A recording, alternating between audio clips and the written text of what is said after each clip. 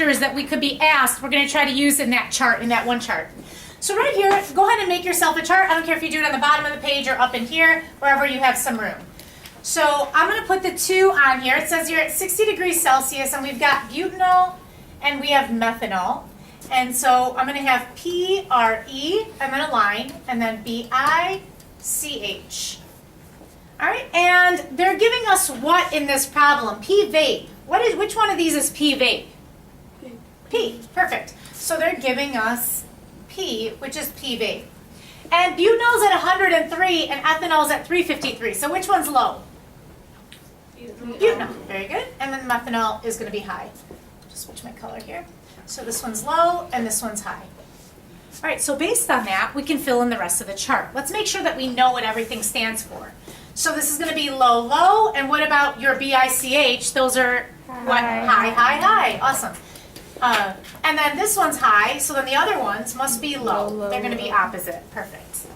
Okay, so do you remember what these stand for? We said P stands for P-vape, or vapor pressure. Everybody say it. P-vape? P-vape. What is RE? Rate of evaporation. Rate of evaporation. Everybody say it. Rate of evaporation. B is for? Boiling. Boiling point. Everybody?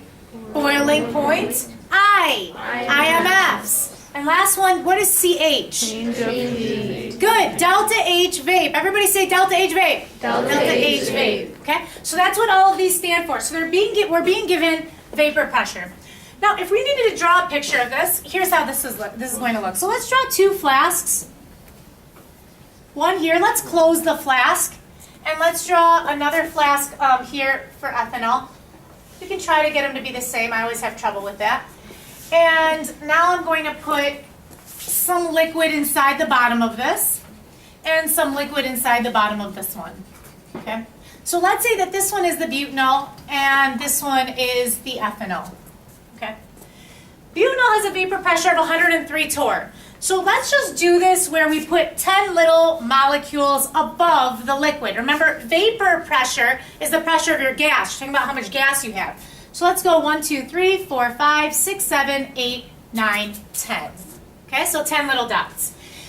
If this is 103 and this is 353 and I made 10 for this, then about how many should I be making for this one? 30. About 30. I like it. Okay, it's about 3 times. It's more than that. But let's just do about 30. So go for it. Ready? 30. 2, 3, 4, 5, 6, 7, 8, 9, 10, 11, 12, 13, 14, 15. Okay. So we have butanol and we have ethanol. And based on what this picture looks like, some of us are more visual than others. And so in order to really get the concepts down, you want to see a picture, okay? And so this is going to help you. And some of you may like having the information organized this way, but I really want to make sure that you understand conceptually what's going on here. And if you're being asked any question, that you could answer it conceptually no matter what. So, if you looked at this picture and you looked at this picture and I asked you which one has a faster rate of evaporation, butanol or ethanol? We can just say B or E. Which one is evaporating at a faster rate based on the picture you're seeing? Ethanol. E. Why would you say that it's evaporating at a faster rate? There's more gas. Perfect. If there's more gas above the liquid, then it's evaporating at a faster rate. And they told us that these were both at 60 degrees Celsius, okay? So our temperature is the same for both of them. If I asked you a question like, which one has stronger IMFs? In other words, which one's being held more tightly? Which one would you say has stronger IMFs based on the picture? Butanol. Very good, because there isn't as much gas. Remember, gas is the free state. That's when the molecules have broken the forces. So then butanol would have the stronger IMFs. What if I asked you, which one has a higher delta H vape? In other words, which one takes more energy to get it to vaporize? Which one? Butanol. Why butanol? There's less gas. It looks like it's taking, this is the same amount of temperature, and this one, it's taking more energy to be able to get it into the gas phase. So that's the one that is going to be, that's going to have a higher delta H vape. So now let's come back and see if we can use this chart in order to answer the questions, okay? So it says, which one is the strongest IMFs? You're going to come to the I, and everybody on the count of 3, which one has the higher IMFs? Butanol. Perfect. So you would just write butanol on the line. Which one is the highest delta H vape? Which one of these represents delta H vape again? CH. So which one's the highest? Butanol again. Which one is evaporating at the fastest rate? So we're going to go to our rate of evaporation, and which one's faster? Ethanol. Awesome. So that's our ethanol. And this last question, okay? This is really important because it will tell us whether or not you understand what boiling is, okay? So it says if both of these were placed in a flask and they were attached to a vacuum pump, what could you do with a vacuum pump? Get rid of the air, right? And when you get rid of the air, you're getting rid of the air pressure. So you could decrease the pressure that way.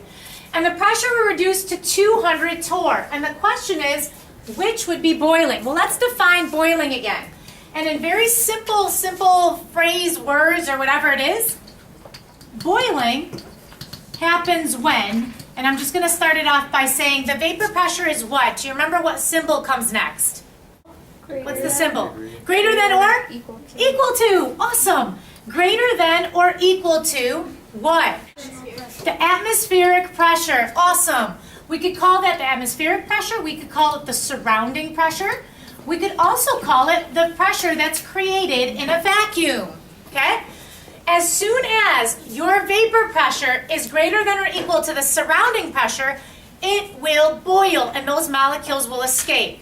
So once they can overcome and they're like, oh, hey, I can leave. That's not enough pressure on me. I can take off. It's almost like someone being like, hey, I'm going to put you in jail, but then I'm going to kind of leave the gate open a little bit for you, okay? You can escape, all right? So these molecules are able to escape once their pressure is equal to or greater than the surrounding pressure. So what are they telling us that the pressure in the vacuum is?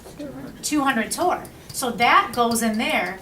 So as long as our vapor pressure is greater than or equal to 200, we can get it to boil. So the question is, which one is greater than 200? Which one is it? Ethanol. Ethanol. Awesome. Ethanol, because ethanol's value is what? 353 torr, and 353 is greater than 200. 103 is not. So if you've ever asked a question about that, that's all you have to do is compare to the pressure surrounding, and that's going to tell you whether or not it's boiling. All right, and that's it for working out these sample PrE BIcH problems.